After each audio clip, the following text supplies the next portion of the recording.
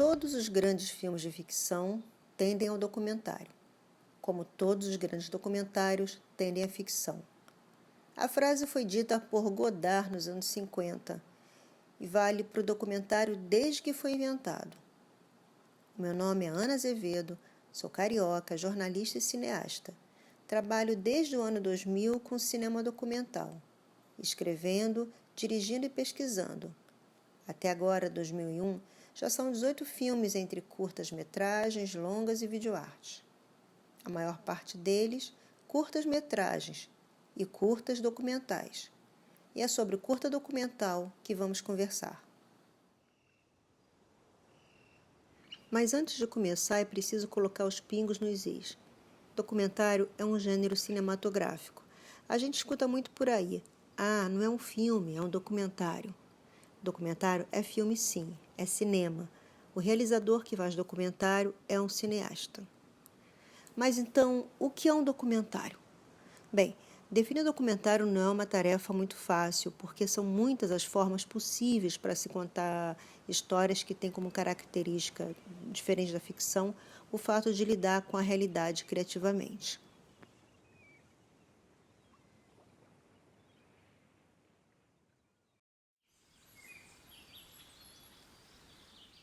E embora traga consigo a fama de filme de entrevista, o leque de possibilidades criativas que o documentário assume, ora o confunde com a ficção, ora o aproxima do jornalismo, ora usa procedimentos da animação, ora nos confunde e pensamos que nada daquilo é real. Às vezes é extremamente poético, outras vezes usa imagens de arquivo e por aí vai. A liberdade criativa proporcionada pelo gênero documental é imensa, mas é preciso sempre trabalhar com a ética ao seu lado. Afinal, estamos lidando com pessoas, coisas e lugares reais. Que era muito bonito, sábados, por exemplo, na Cinelândia, era exibição de roupa e tal. As moças de luva, brinco, colar de pérola, chapéu.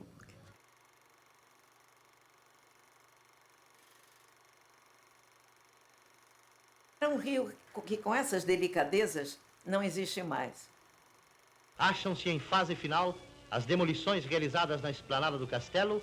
Teremos assim, dentro em pouco, um novo aspecto urbano com maiores facilidades para todos os habitantes da metrópole.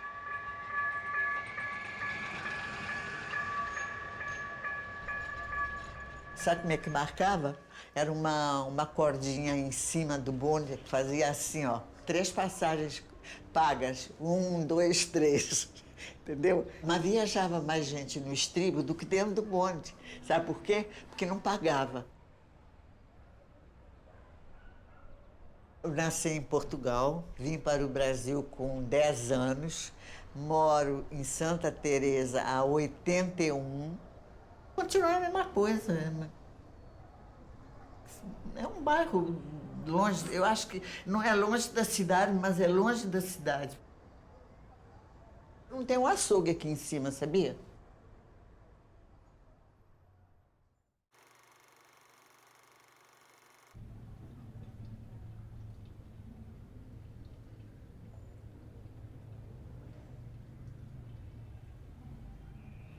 Eu nasci em 1925, Salgueiro foi fundado em 53. Faz as contas aí de matemática de cabeça. Tudo antigamente era mais diversão, era mais recreação. O andamento era praticamente binário. Pum, tum, pum, tum.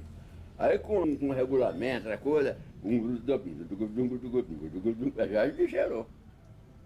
Aí o samba passou a ser um samba pequenininho, quase um samba de embalo, né? A etnia sambista mudou completamente.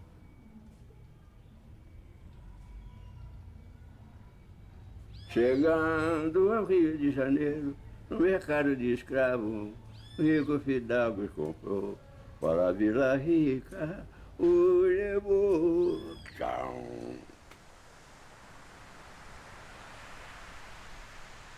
Conheço Copacabana do tempo que ele era chique demais, que era muito chique. Muitas boates de vida noturna muito intensa. Eu sinto saudade da capital, aqui. Você não tinha medo de andar à noite porque ninguém te assaltava, ninguém te roubava, ninguém fazia nada.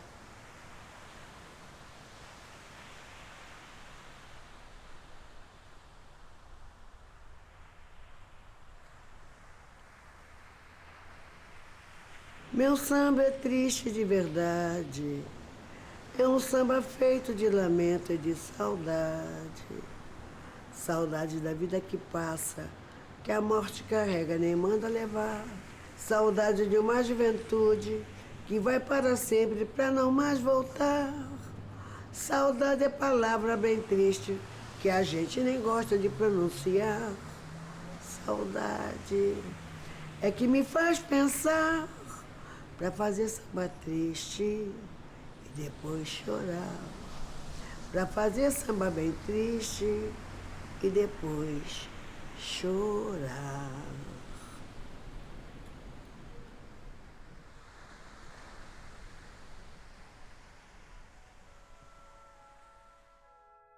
Uma vez que documentário é cinema, para falar sobre ele precisamos relembrar como tudo começou. Foi no dia 28 de dezembro de 1895, os irmãos Auguste e Louis Lumière realizaram a primeira exibição pública do novo invento, o cinematógrafo, uma máquina capaz de registrar imagens em movimento. Foi num café em Paris. A atração da noite era o cinematógrafo, e o que o público viu fez todo mundo sair correndo do salão, achando que um trem invadiria o local. Essas são algumas das primeiras imagens da história do cinema mundial.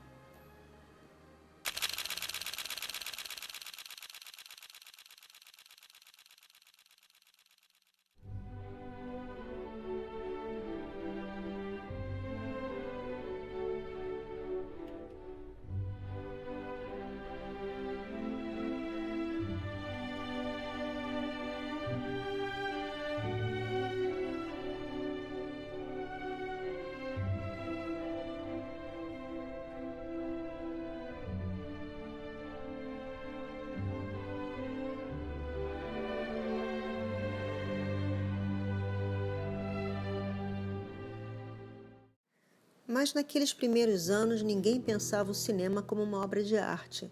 Para o público, o cinematógrafo era apenas uma máquina de produzir magias, truques e diversão, como nos primeiros filmes do francês Georges Méliès, contemporâneo dos irmãos Lumière.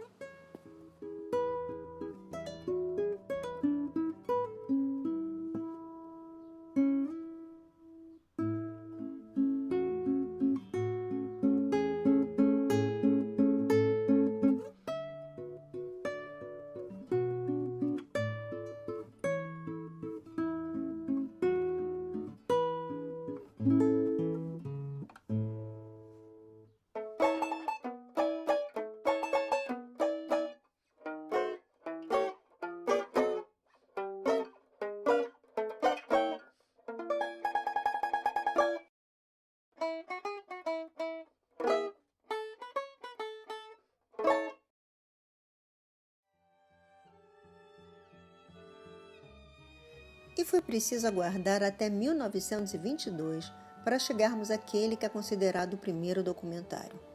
Nanook é um filme realizado a partir de uma recriação do real, o dia a dia de um grupo de esquimós vivendo no Ártico e liderado pelo pescador Nanook. Para o filme ser produzido, cenas foram recriadas pelos próprios personagens e cenários foram construídos, como o iglu. As pesadas câmeras e tripés daquela época não cabiam dentro de um pequeno iglu. Então, o diretor Robert Flaherty pediu aos esquimós para construírem metade da casa, como a boca de cena de um teatro. Tudo para que pudéssemos enxergar como é o interior da casa do herói Nanook. Ou seja, o documentário já nasce com a liberdade criativa. O que importa é narrar a história.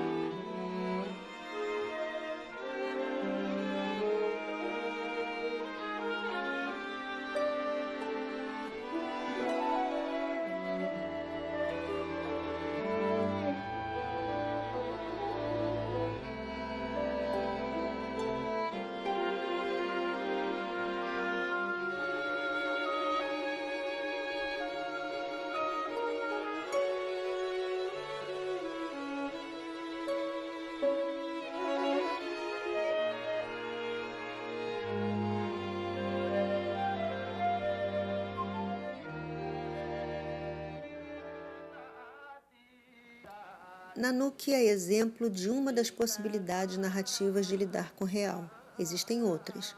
Várias maneiras de se contar uma história documental. Vamos às escolas documentais mais importantes. Começando pela escola de estilo inglês. Depois de Nanuque, o gênero documental passou por uma fase meio engessada, didática.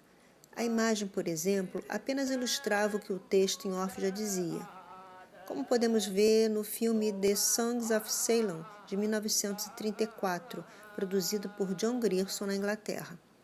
Os filmes produzidos a partir da fórmula griersoniana alcançaram um sucesso de público comercial e acabaram se fixando como modelo a ser seguido de produção de cinema que lida com o real.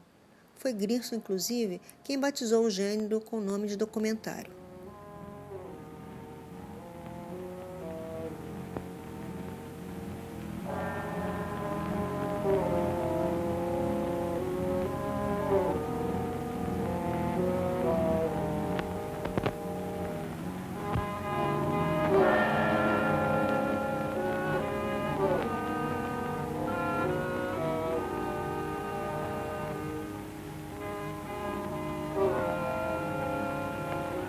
In those days, the primitives did prostrate themselves by night to the honor and service of the devil.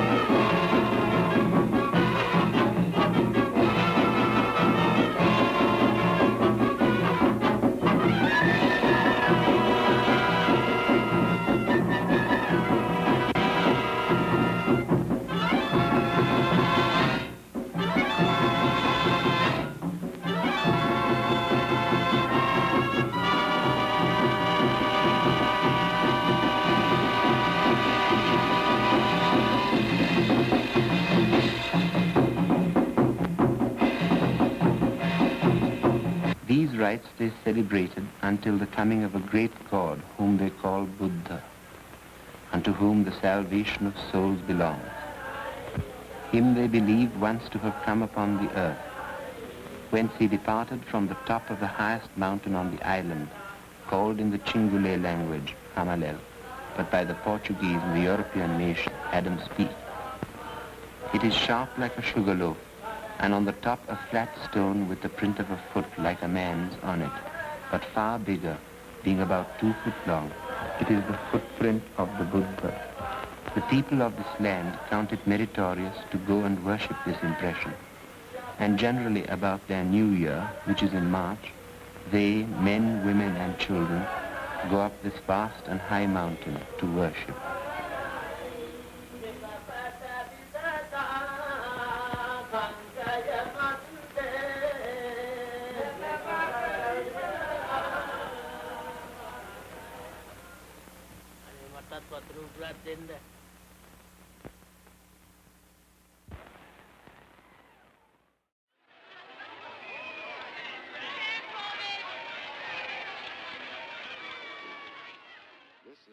Foi preciso aguardar 3 décadas até a transição dos anos 1950 para os anos 1960 para o documentário experimentar novos voos.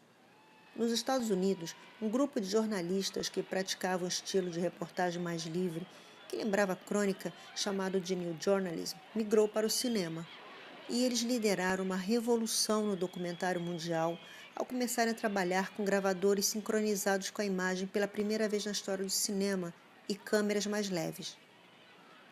Esses cineastas acreditavam que, com um set discreto, poderiam trabalhar sem interferir na realidade. Era como se a pequena equipe, geralmente 2 pessoas apenas, uma operando a câmera e a outra o gravador de som, fosse invisível, como uma mosca na parede. Nascia assim o cinema direto americano. Para eles, o segredo do documentário era desenvolver a observação somente, sem uma pergunta sequer, sem luz artificial, apenas observando e acompanhando, sem pedir jamais para repetir as cenas. O primeiro filme que foi feito sob essa nova regra, foi Primary, Primárias em português. Em 1960, Robert Drill e D.A. Pennebaker acompanharam os senadores John Kennedy e Hubert Humphrey em busca por votos nas primárias das eleições presidenciais americanas.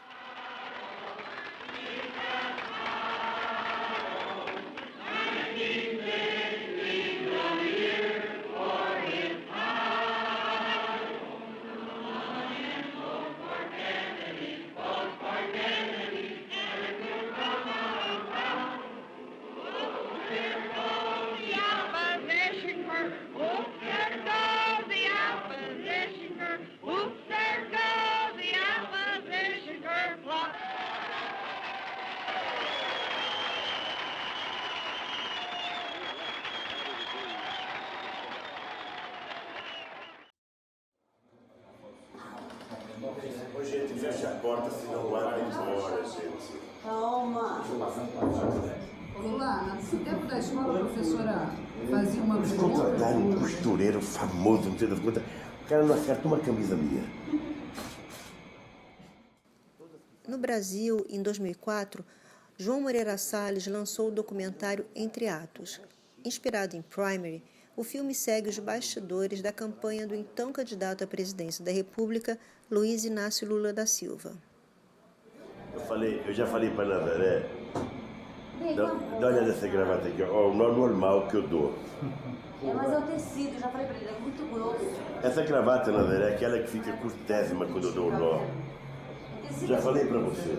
Tem que ser uma bem fininha. Essa é bonita com esse terno. Essa tá arrumada aqui na ponta. Vira pra cá pra ele ver. Eu arrumei todo. Tá difícil, hein, meu bem? É impressionante. Mas como foi eu aí dar o nó na gravata? É impressionante como muda de gravata para gravata o nó. Impressionante. Todo mundo pensa que é a mesma coisa, né? Mas o seu nó, um dos meus nós mais bonitos. Ontem, no debate, a gravata estava perfeita, sua. A do Serra estava horrível, o nó do Serra.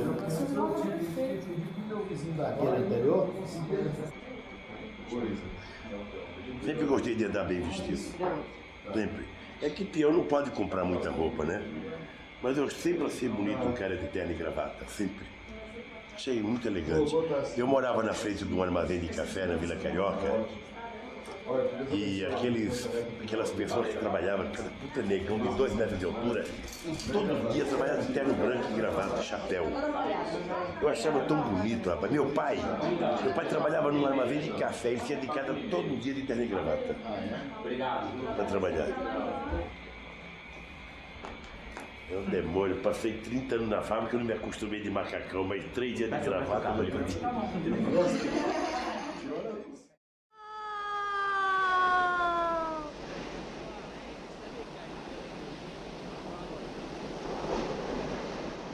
Enquanto na América do Norte o cinema direto imprimia sua marca, na Europa nascia um outro estilo, o cinema vérité ou cinema verdade.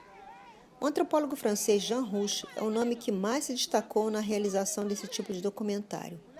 Ao contrário do cinema direto, os filmes dirigidos por Rouch utilizavam trilha sonora, narração em off, os personagens eram convidados a interpretar o seu dia a dia, sonhos, devaneios, medos. O set nunca era ignorado e sim incorporado. Rouch sabia que a presença da equipe e dos equipamentos transformava os ambientes, assim como os personagens também modificam o filme. Eu, um Negro, de 1957, é um dos filmes mais conhecidos de Rouch, uma síntese dos dogmas do cinema verdade. Nele, Rouch filma 2 jovens da Costa do Marfim e, em seguida, os convida a narrar em off tudo que foi registrado, ou criar. Para Rouch, todas essas facetas fazem parte do sujeito ator. Somos atores de nós mesmos, sempre prontos a nos reinventar. Esse é o cinema vérité, cinema verdade.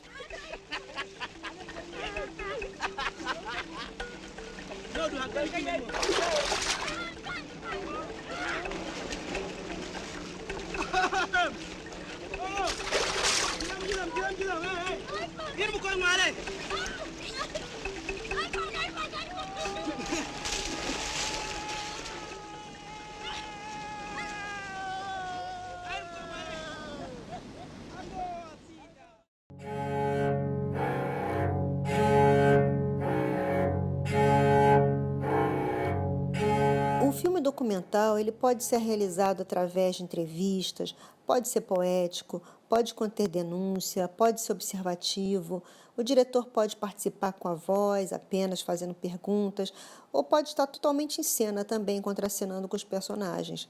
Pode ser reflexivo, experimental, usar imagens de arquivo, pode também ser feito com animação. Há muitas formas de se narrar histórias que tratam criativamente a realidade. Mas e quando essa narrativa é curta?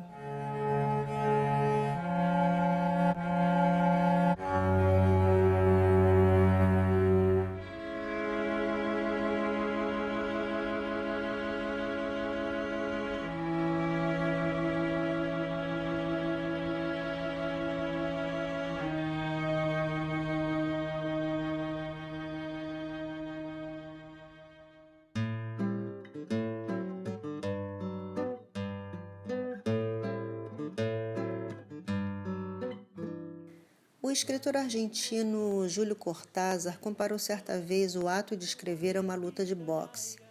Ele dizia que se o romance vencia o leitor por pontos, o conto então deveria vencer por nocaute. Comparando o curta-metragem ao longa, a lógica então é a de que o curta tem que nocautear o público. E no caso do curta-metragem documental não é diferente. Todo documentário é um recorte, uma fatia de uma história real. Nunca conseguiremos levar às telas todas as variantes que uma história pode ter, tantos pontos de vista, tantos personagens que a cruzam. Ao pensar em um curta documental, temos que apertar mais ainda o zoom dessa história, ir ao cerne, ao suprassumo e ganhar por nocaute. E o fato de ser um filme narrado em pouco tempo não isenta de uma narrativa completa, com começo, meio e fim.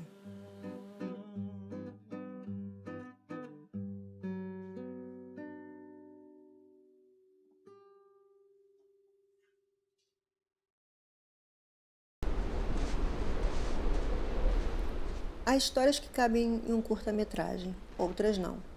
Por isso, o que vai definir em que tipo de construção narrativa o filme irá caber é a história que você tem para contar. se ela tem fôlego para um longa ou se pode ser contada integralmente em pouco tempo, enfim. É limitador pensar que o curta é uma preparação para o longa-metragem, um treino para diretores. O curta-metragem existe para dar forma audiovisual a histórias que podem e querem ser narradas em um curto espaço de tempo. E mesmo com o tempo enxuto de duração de um curta-metragem documental, diferentes estruturas narrativas são possíveis. O que vale para o longa, vale para o curta também. Então vamos lá alguns exemplos.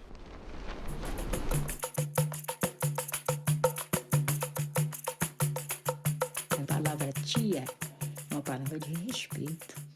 Tia Seata, tia Miúda, tia Madalena Rica, e uma opção de tia. Mas essas tias velhas, mais velhas, foram se acabando. Esse tipo está existindo só assim nesse conjunto, como a velha guarda da Mangueira, a velha guarda do Império, mas nesse outro grupo por aí, não existe não. É o cara, é.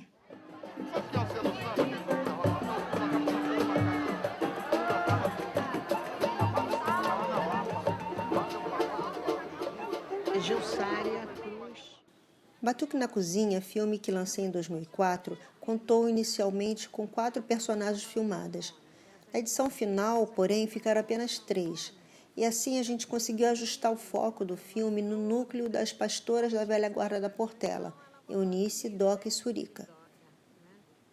O filme traz entrevistas com as pastoras em seus ambientes que dizem muito sobre quem elas são, suas casas, seus quintais, o dia a dia no bairro de Madureira.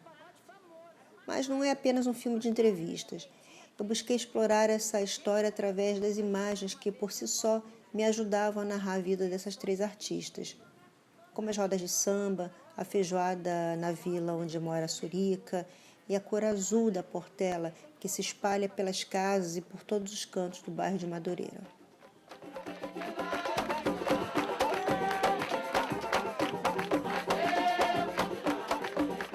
Quem saiu desse pagode aqui foi o Zé. Graças a Deus.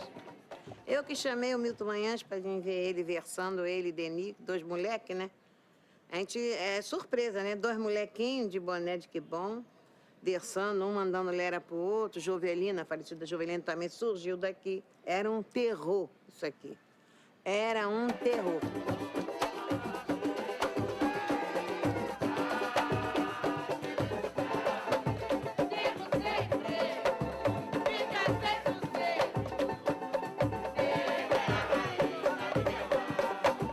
Ainda falou pra mim, Doca, não muda o estilo, deixa assim, sem microfone, não bota, que a gente não vê isso em lugar nenhum, é na boca.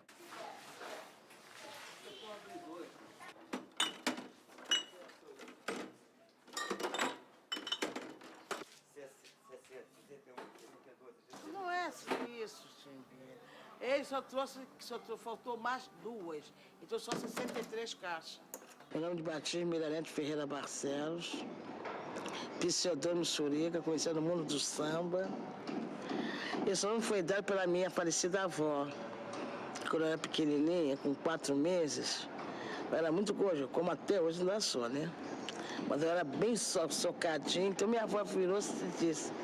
Deus falou, mas pai, tem uma suriquinha, que diz que suriquinha é derivado, uma coisinha curtinha e grossa. A minha avó bordou uma fronha, suriquinha. E aí pegou que até hoje ninguém me conhece como Miranete. Todo mundo me conhece como Surica, tia Surica.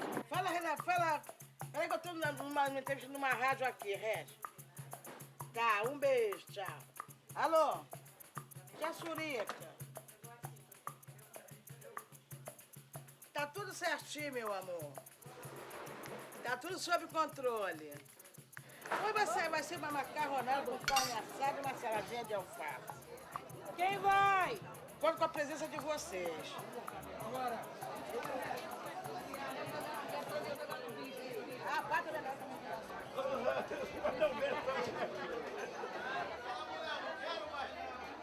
cafofo da Surica, uma casa portelense. Virou uma tradição, né? Os encontros sambistas, ensaio da Velha Guarda, lançamento do disco da Velha Guarda foi aqui em casa também, produzido pela Marisa Monte, audições também de alguns amigos também que às vezes quer fazer, outros também às vezes, tia Surica, pode fazer meu aniversário aqui? Uma coisa bem simbólica, né? Aquela montanha de gente também te faz. O pessoal fala, Surica, eu não sei como é que você consegue controlar essa reunião, esses eventos na tua casa, porque é uma responsabilidade. Eu também não dou mole, também tem esse detalhe, estou sempre olhando, não pode ter agarramento na minha casa, não pode ficar bêbado de cair, porque eu tenho a satisfação dos meus vizinhos. Início de conversa.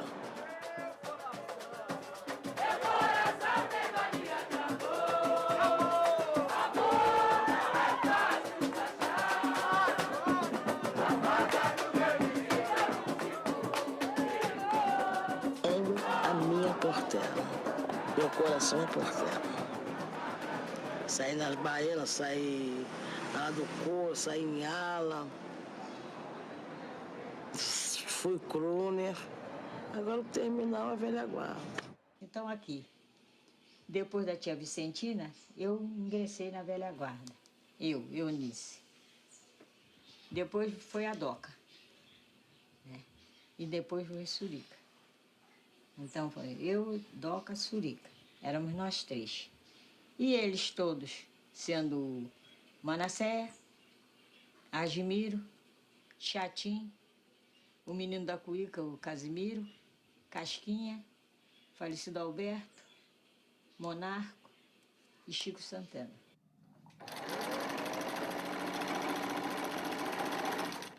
Naquela época, eu era mais tratada como Dona Eunice. Né? Depois foram passando tia Eunice, estou assim. Era bom porque a rapaziada tudo legal, sabe? Gente boa. Então eu abria mesmo a minha casa, deixava à vontade, eles lidavam, tudo ajudava. A ficava a noite toda, nós pescando legume para fazer o cozido, ou às vezes se irmava então uma sopa, mas era bom. E o pagode cantando sempre. Dava tempo de cozinhar e de cantar? E de cantar e de dançar e tudo, sambar, dizendo o pé e tudo. O samba nasceu e cresceu no quintal da casa dessas tias. E ali a gente passava a noite toda, o dia inteiro, brincando, cantando, graças a Deus, com tudo bom.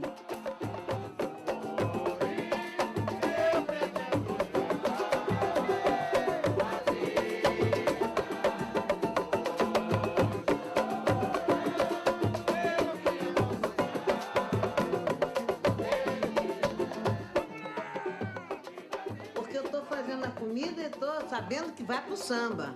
Então, tudo tem a ver, samba com comida, comida e samba, né?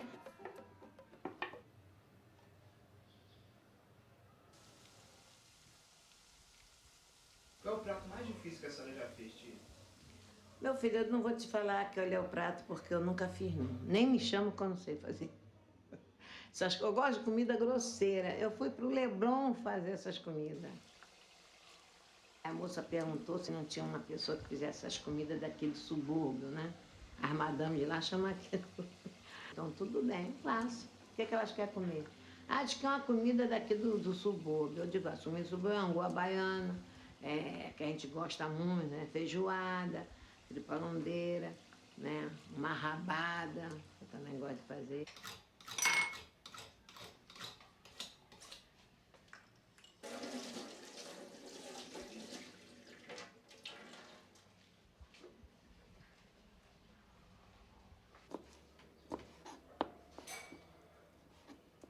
No samba, a primeira coisa que eu fui ser foi porta-bandeira.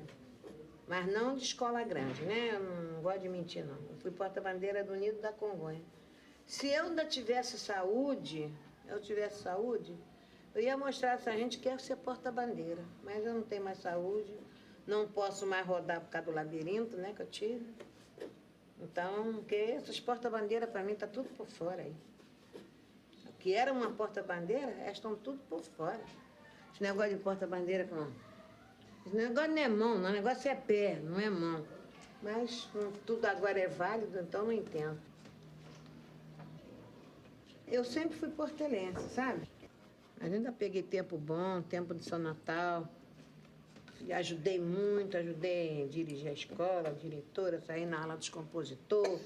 Aí depois saí para a diretoria, da diretoria que eu saí para a velha guarda. Aí saí para... Da diretoria eu saí para... Vou passar a faca agora na tua mão. Vou deixar de estar mexendo comendo sal, tá? Sem graça.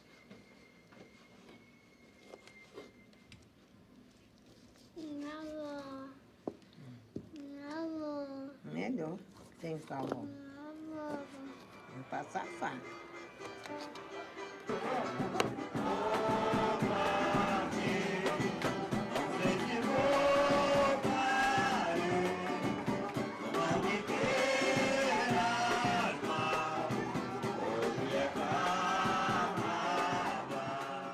Todo mundo, você fala muito da tua mãe. Eu digo, eu tenho que falar, porque foi uma mãe. Criamos com os 4, éramos 4 filhos dentro de uma favela, sabe?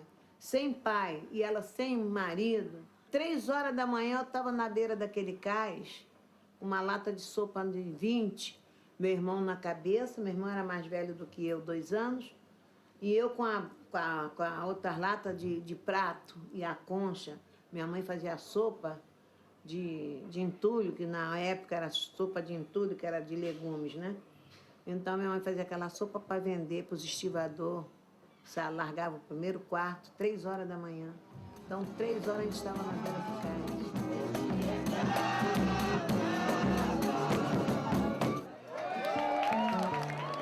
Isso aqui dá mão de obra, né? Quando ela está de boa maré, em 7, 8 horas ela faz. Ao menos quando ela não está, fica 9 horas, 10 horas. Depende muito da mãozinha dela, sabe? Do astral que ela está. Mas é tudo, né? Que ela fica bonita, né? Não tem aquele tal de sofrimento, não tem graça. O senhor foi casado alguma vez? Graças a Deus, não. Mas também não sou invicto. Lembra disso, meu Alexandre? Tu me perguntou isso. O pessoal riu muito. Eu não tive tempo para ser casada, não. A boemia nunca deixou. Porque eu sempre estou vivendo no samba, né? Sempre. Fui na portagem desde os 4 anos. Meu pai sempre dizia, o seu marido é sem emprego. E a verdade é essa. Concorda? Meu emprego agora, meu marido mesmo, quer primeiro tratar do meu trabalho, da minha carreira, para depois, então, pensar no complemento. Meu grande sonho é realizar meu CD. É realizando o meu CD, pra mim. Era no tempo do rei. Ela que saiu cantando na avenida. Esse samba. Chegou um modesto casal, feliz pelo recente amor.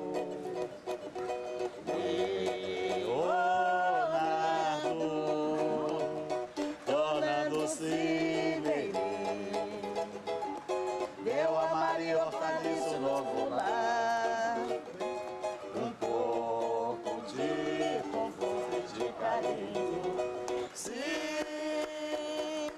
os meus suspiros pudessem seus ouvidos chegar. Porra, vou te contar. Esse samba é muito grande. Puta que pariu. Ela que saiu cantando na avenida, você imagina o tempo todo. Olha, quando eu desci do carro, meu pé tava um pilão. Naquela época não tinha cronometragem, né? Tinha não. Era 2 horas, 3 horas. 3 horas e meia que ficava. Olha, quando eu desci do carro, putz. Eu sei, enquanto eu viver, fica aqui. Eu sei que quando eu morrer, elas jogam isso tudo fora. Eu gosto de escutar minha antiguidade. Aqui é a Clara.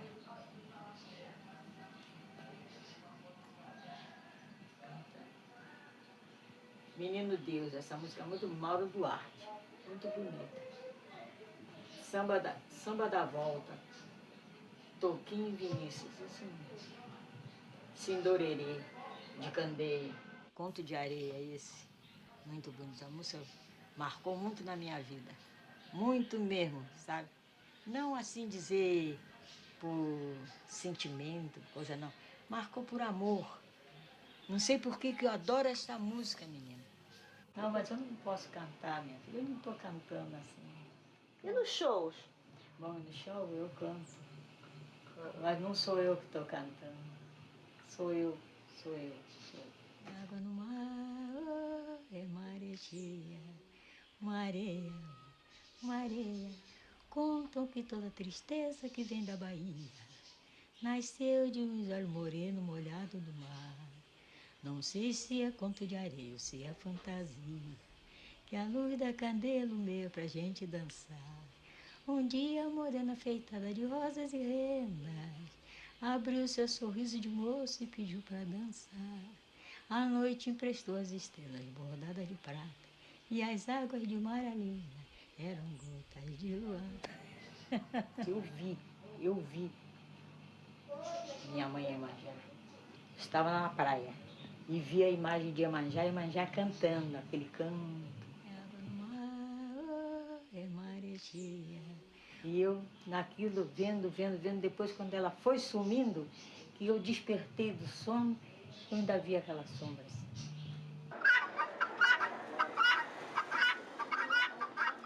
Na Estrada do Sapê, aos domingos ou em dias de festa. Paulo da Portela, apreciador de suas iguarias, sempre lhe pedia que preparasse galinha ao molho pardo, seu prato predileto.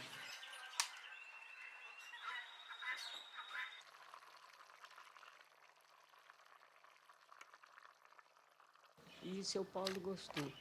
E comeu, gostou, e aonde está escrito no livro. Tá bom. Porque isso passou-se na minha casa. Na minha casa. Então eu falei o que foi verdade. Na minha casa.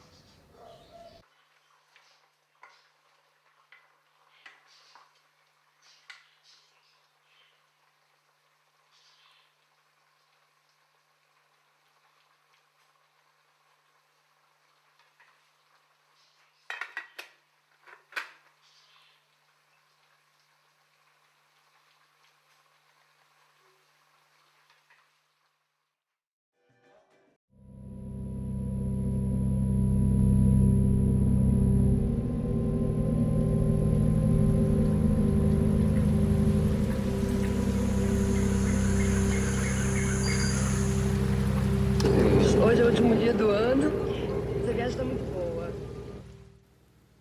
Já em Dresnica, filme de 2008, a narrativa é considerada experimental, documentário experimental. Todas as imagens são arquivos de Super 8 dos anos 60 e 70, e as imagens têm liberdade narrativa. Não foram editadas para comprovar nada do que é dito no off, não são nada ilustrativas. Elas se relacionam com o público no nível das sensações, dotando o filme de outras camadas, de outros canais narrativos.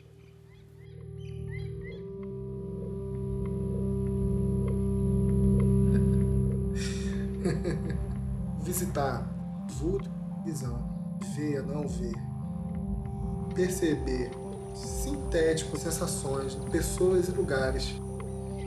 É o sentir. Nevoada, neblinada, cortinosa, uma bruma. A névoa, ela não tem cor, tem? A cegueira, quando ela é cegueira total, ela não é escura. Como as pessoas falam, as trevas, você vive nas trevas. Eu não tem treva nenhuma, não. Eu acho que se você visse preto, você vai estar enxergando alguma coisa. Quero preto. Sim ou não?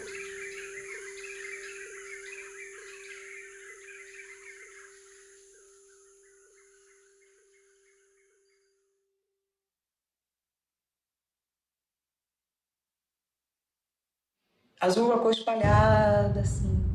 É uma cor bem espalhada, assim. Fala azul, eu penso numa espalhação, assim. Uma cor livre. Talvez por causa da coisa do céu, né? Eu acho que é uma coisa assim que se espalha. Fala azul, assim, minha mente vai longe. Vai lá e volta, assim. Azul.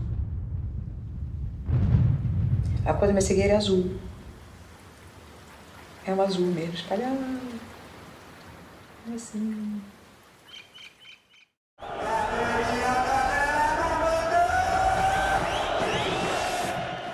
Em 2010, eu lancei o Curta Geral. É um documentário que segue inicialmente a linha do cinema direto americano. Observamos as reações dos torcedores da Geral do Maracanã. Mas assim como no cinema VRT, a realidade do set era quase sempre de interação com os personagens, deixando com que suas fantasias aflorassem diante da câmera. Então é um filme que ele tem um pouco do cinema de observação, do cinema direto americano, mas também tem muito do cinema VRT. Na edição, Geral ganhou uma montagem inspirada na ficção. Como resultado, temos o que parece ser uma única partida de futebol, mas 5 partidas foram filmadas. Ou seja, é uma ficção documental.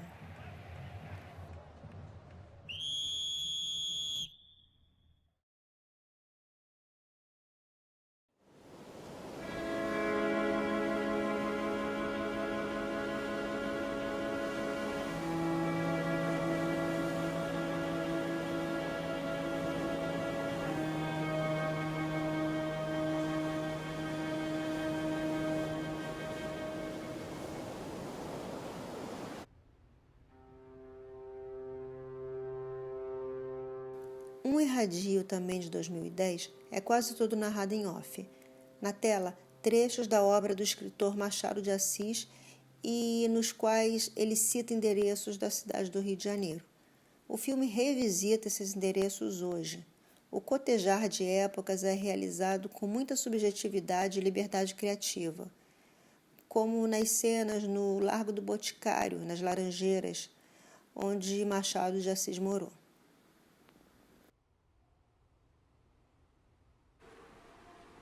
Tenho chacarinha, flores, legume, uma casuarina, um poço, um lavadouro. Uso louça velha e mobília velha. Enfim, agora como outrora, há aqui o mesmo contraste da vida interior, que é pacata, com a exterior, que é ruidosa. O meu fim evidente era atar as 2 pontas da vida e restaurar na velhice a adolescência.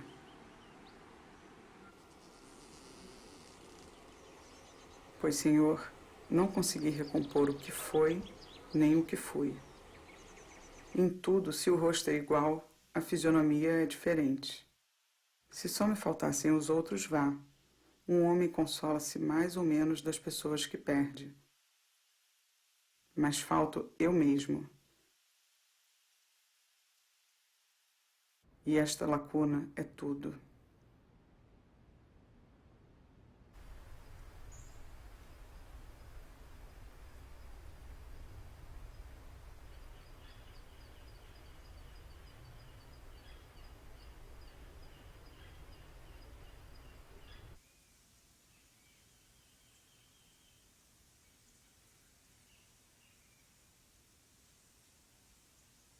A realidade é boa.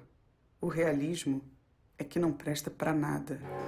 Bom, e para encerrar, eu penso que na hora de optar por realizar um curta documental, um curta-metragem documental, o importante é escolher uma história cuja potência narrativa se esgote em curto espaço de tempo e levar para o filme os mesmos cuidados de produção e de roteiro que levamos para o longa documental.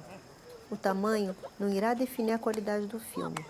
Curta não é ingresso para entrar no universo do longa-metragem. O curta-metragem se encerra em si mesmo.